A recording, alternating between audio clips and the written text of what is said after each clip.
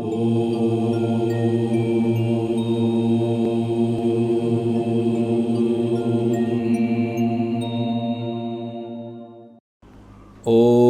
પરબ્રહ્મણે નમઃ.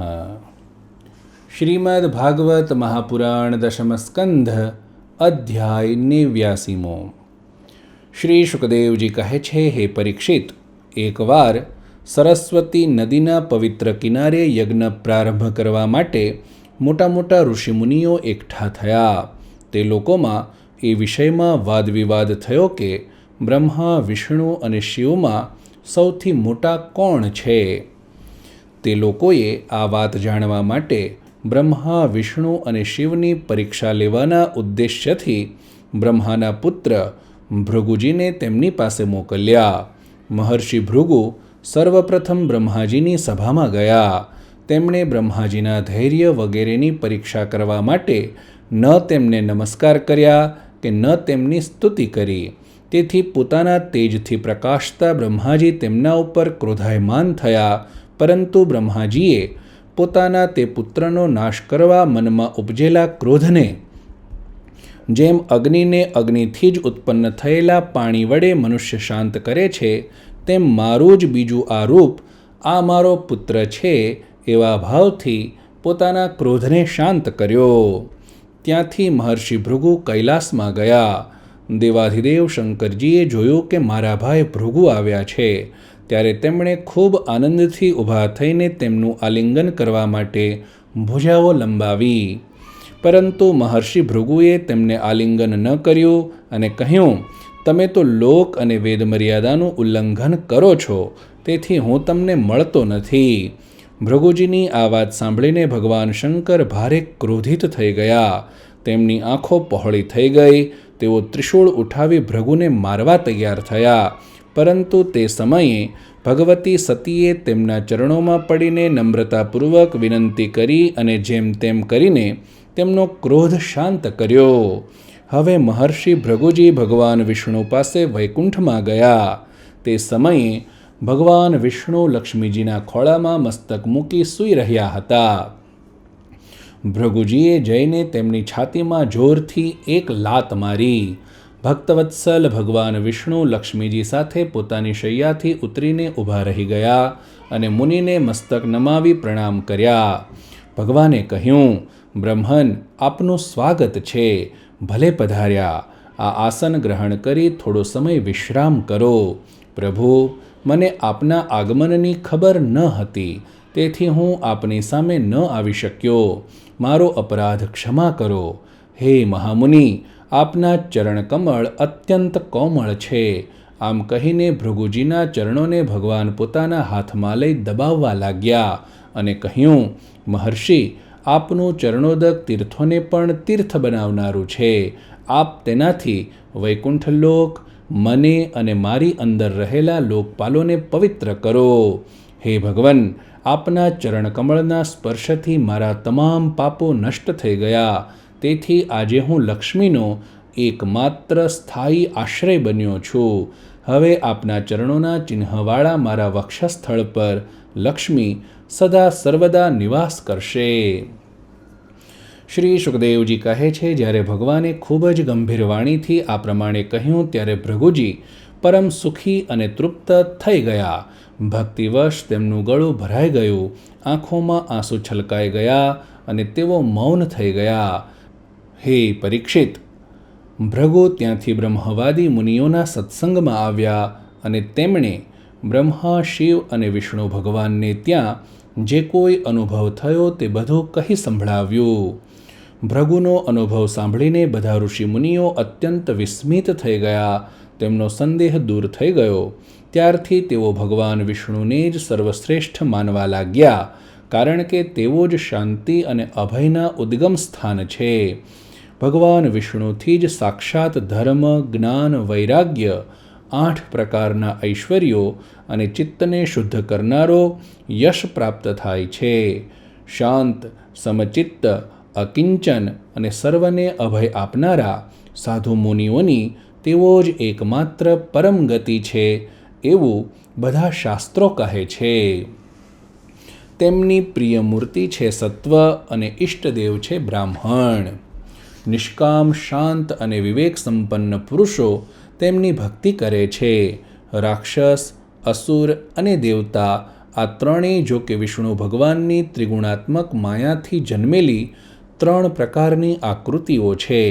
આ 3માં જે સત્વ સ્વરૂપ છે, જેમને ભગવાનની મૂર્તિ માનવામાં આવેલ છે, તે જ તેમની પ્રાપ્તિનું સાધન છે અને સ્વયં સમસ્ત પુરુષાર્થ સ્વરૂપ છે. શ્રી શુકદેવજી કહે છે, હે પરીક્ષિત, સરસ્વતી તટના ઋષિઓએ પોતાને માટે નહીં પરંતુ મનુષ્યોનો સંશય દૂર કરવા માટે એવી યુક્તિ રચી હતી. પુરુષોત્તમ ભગવાનના ચરણકમળોની સેવા કરીને તેઓ વિષ્ણુ ગતિને પામ્યા. સુતજી કહે છે, શૌનકાદિ ઋષિઓ ભગવાન પુરુષોત્તમની આ સુંદર કીર્તિ કથા જન્મ મૃત્યુરૂપી સંસારના ભયને દૂર કરનારી છે.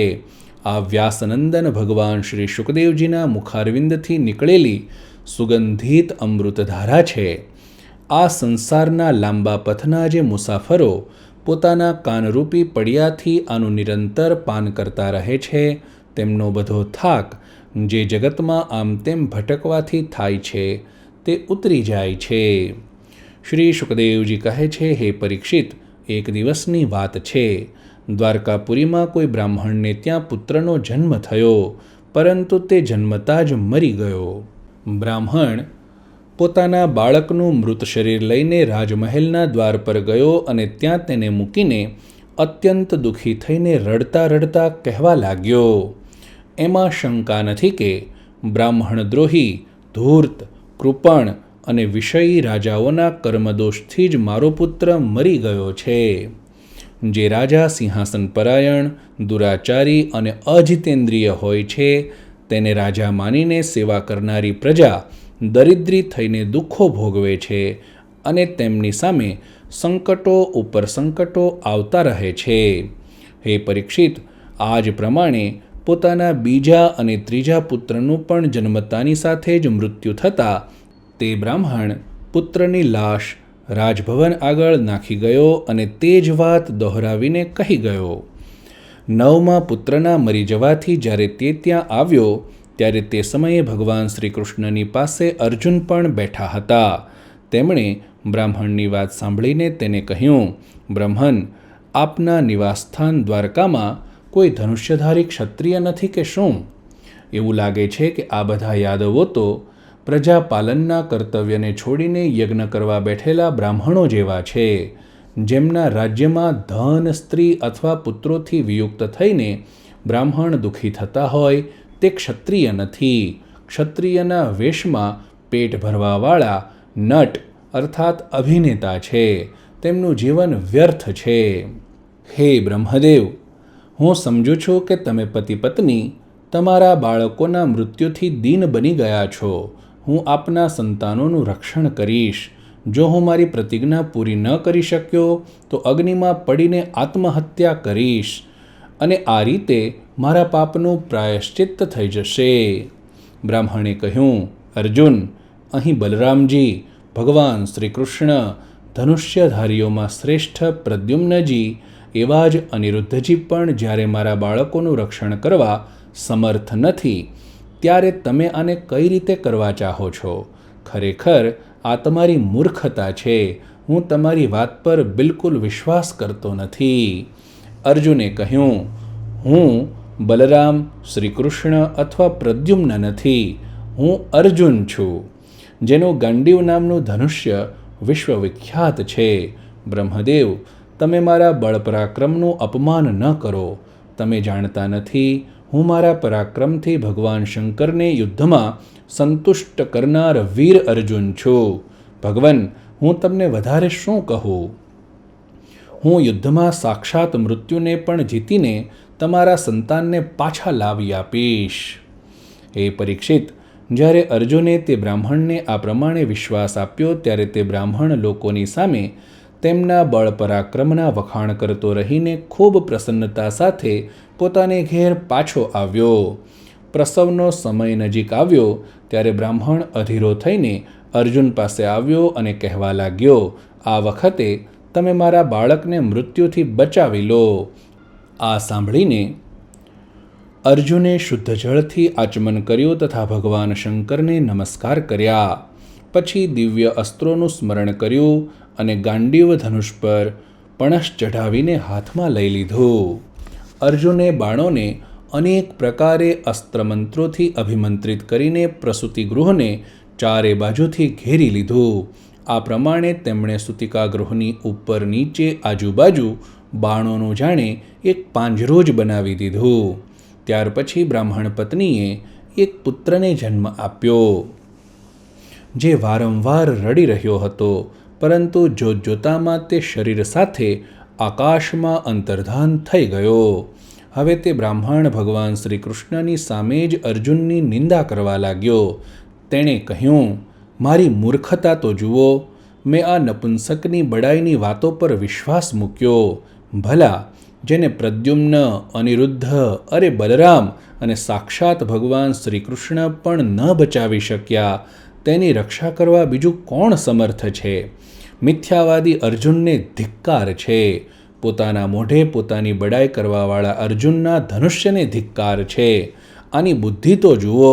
તે મૂર્ખતાવશ તે પુત્રને પાછો લાવવા ઈચ્છે છે, જેને પ્રારબ્ધે અમારાથી અલગ કરી દીધો છે. તે બ્રાહ્મણ આ પ્રમાણે અર્જુનને ખરું ખોટું બોલવા લાગ્યો. ત્યારે અર્જુન યોગ બળથી તુરંત ભગવાન યમરાજની સંયમિની પુરીમાં ગયા. ત્યાં તેમને બ્રાહ્મણનો પુત્ર ન મળ્યો. પછી તેઓ શસ્ત્ર લઈને ક્રમશઃ ઇન્દ્ર, અગ્નિ, નિવૃત્તિ, સોમ, વાયુ અને વરુણ વગેરેના સ્થાનોમાં ગયા. અતળ વગેરે નીચેના લોકોમાં, સ્વર્ગથી ઉપરના મહરલોક વગેરે અને અન્ય સ્થાનોમાં પણ ગયા, પરંતુ ક્યાંય પણ તેમને બાળક મળ્યો નહીં. તેમની પ્રતિજ્ઞા પૂરી ન થઈ શકી. હવે તેમણે અગ્નિમાં પ્રવેશ કરવાનો વિચાર કર્યો, પરંતુ ભગવાન શ્રી કૃષ્ણે તેમને તેમ કરતા રોકીને કહ્યું, ભાઈ અર્જુન, તમે પોતાની જાતે પોતાનો તિરસ્કાર ન કરો.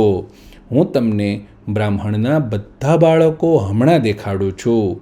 આજે જે લોકો તમારી નિંદા કરી રહ્યા છે, તે જ પછી આપણા લોકોની નિર્મળ કીર્તિ ગાશે.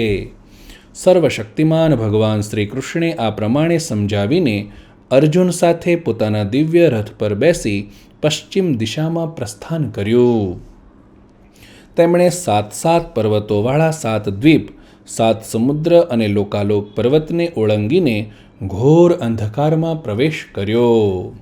પરીક્ષિત, તે અંધકાર એટલો ઘોર હતો કે તેમાં શૈબ્ય, સુગ્રીવ, મેઘપુષ્પ અને બલાહક નામના 4 ઘોડા પોતાનો માર્ગ ભૂલીને આમ તેમ ભટકવા લાગ્યા. તેમને કંઈ સૂઝતું જ ન હતું. યોગેશ્વરોના પણ પરમેશ્વર ભગવાન શ્રી કૃષ્ણના ઘોડાઓની આ દશા જોઈને ભગવાને પોતાના 1000 સૂર્ય જેવા તેજસ્વી ચક્રને આગળ ચાલવાની આજ્ઞા આપી. સુદર્શન ચક્ર પોતાના જ્યોતિર્મય તેજથી સ્વયં ભગવાન દ્વારા ઉત્પન્ન તે ગાઢ અને મહાન અંધકારને છેદીને મનના જેવી તીવ્ર ગતિથી આગળ ચાલવા લાગ્યું.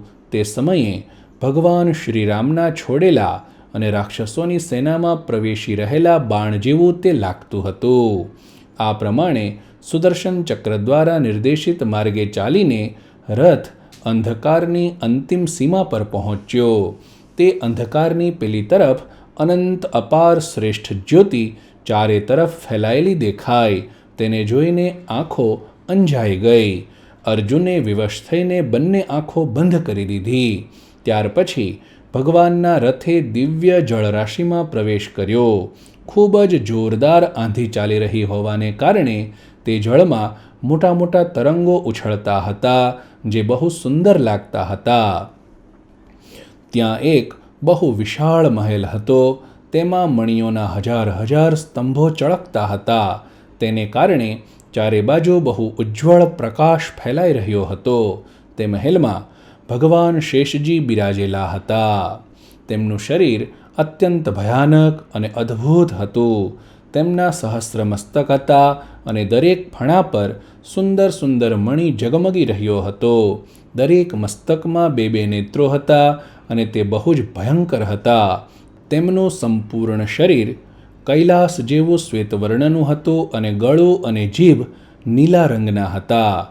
હે પરીક્ષિત, અર્જુને જોયું કે શેષ ભગવાનની સુખમયી શૈયા પર સર્વવ્યાપક મહાન પ્રભાવશાળી પરમ પુરુષોત્તમ ભગવાન વિરાજમાન છે.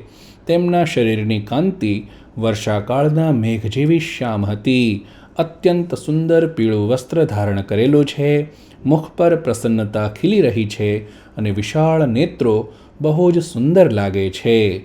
બહુમૂલ્ય મણીઓ જડેલો મુકુટ અને કુંડળોની કાંતિથી હજારો વાંકડિયા વાળની અલકો પ્રકાશિત થઈ રહી છે.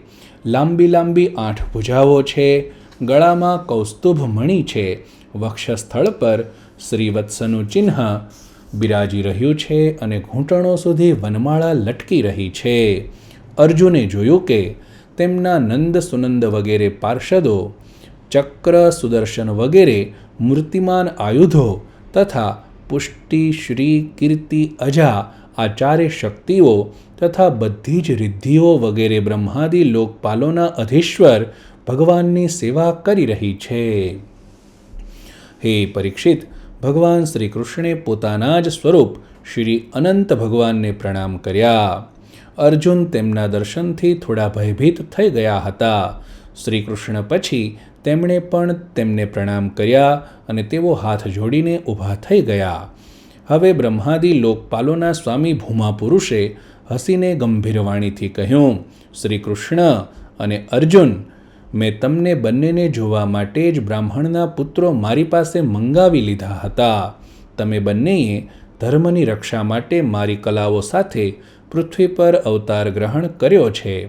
પૃથ્વીના ભારરૂપ દૈત્યોનો સંહાર કરીને જલ્દીથી જલ્દી તમે મારી પાસે પાછા આવી જાઓ.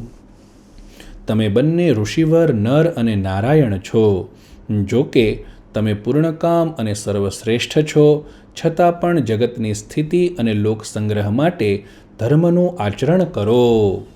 જ્યારે ભગવાન ભૂમા પુરુષે શ્રી કૃષ્ણ અને અર્જુનને આ પ્રમાણે આદેશ આપ્યો ત્યારે તે લોકોએ તેનો સ્વીકાર કરીને તેમને નમસ્કાર કર્યા અને બહુ જ આનંદ સાથે બ્રાહ્મણ બાળકોને લઈને જે રસ્તેથી જે રીતે આવ્યા હતા તે જ રસ્તે તે જ પ્રમાણે દ્વારકા પાછા આવ્યા. બ્રાહ્મણના પુત્રો તેમના આયુષ્ય પ્રમાણે મોટા મોટા થઈ ગયા હતા. તેમનું રૂપ અને આકૃતિ જન્મ સમયે હતી તેવી જ હતી.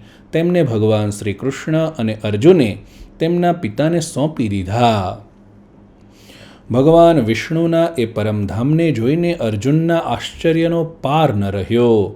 તેમણે એવો અનુભવ કર્યો કે જીવોમાં જે કાંઈ બળ પરાક્રમ છે તે બધું જ ભગવાન શ્રી કૃષ્ણની કૃપાનું જ ફળ છે.